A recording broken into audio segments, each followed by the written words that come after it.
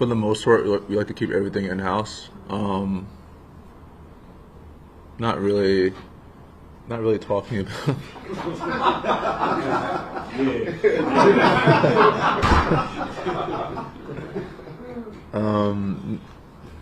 Like obviously not revealing our entire whatever to the public, but there's a lot of misconceptions about everyone, and that's fine. It's control what we can control, and then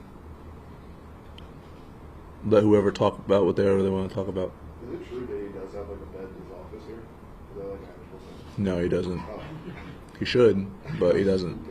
Jalen, how do you balance the accomplishment of getting to the first conference final in a quarter of a century with the work that still needs to be done, the task at hand, and what your ultimate goal is?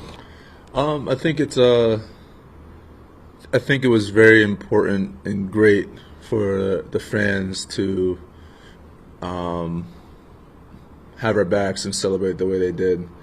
But for us, we know there's a long way to go, and so we don't really look at it as an accomplishment. It's just the next step, and we're grateful, we're thankful, but we know there's a long way to go. Obviously, you played against Tyrese in the conference semis last year, and then you guys end up in the WWE ring, staring each other down, and now you meet each other again with a chance to go to the NBA Finals. Number one, did WWE have a script to this season, and number two, just for you, what's it like to be matched up with him and have the history that you guys have meeting with a chance to go to the finals? Yeah, WWE. They were cooking when they did that, but it's a great opportunity. Didn't really know Tyrese until we played like USA basketball together. We knew of each other. Great player. He's done a lot. He's quieted a lot of people. He's obviously their engine, and they go as he goes, and he does a lot for their team. So it's going to be a tough task, but I think as a team we just got to stick together and do what we do, and control what we can control. But happy, obviously, for his success.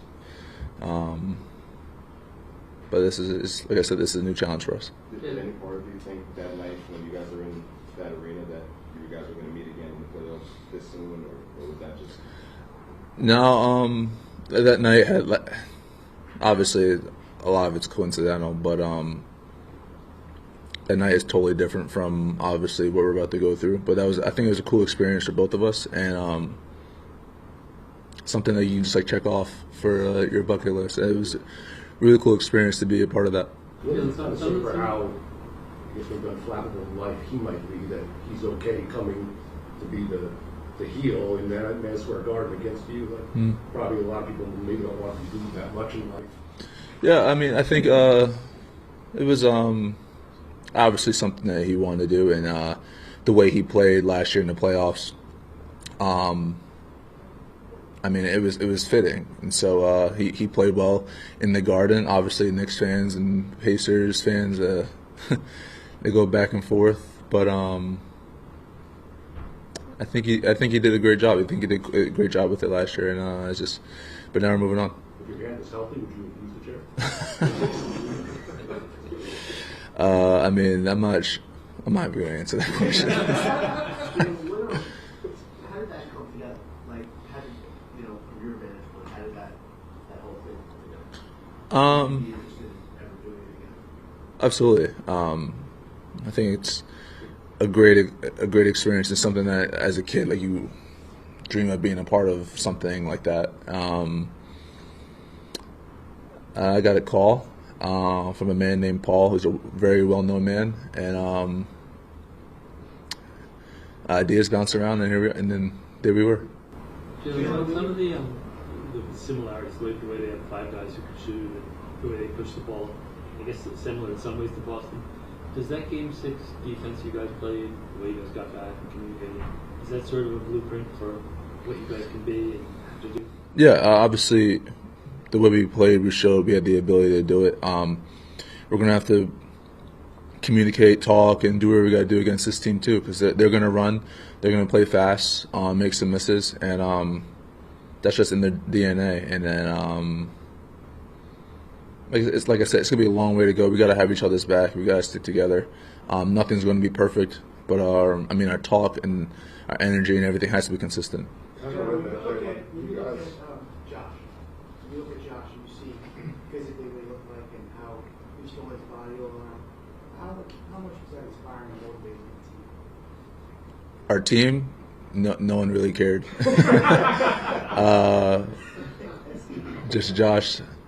I think he deserved it, but I'm happy he's okay. John, when it comes to the communication stuff in Game 6, after you celebrate the win and being happy you guys do what you did, is there like a little bit of frustration? Like, where is this more consistently when it's something as, I don't want to say trivial as like communication, but stuff you guys can control? It's like it does show up in waves. And we talked about before, like you guys have told on yourself a couple times. Like there's times you guys show you can do it. Is there frustration that it's like, where was this the game before or 2 games before? And how do you maintain that for a team that plays as fast as they do?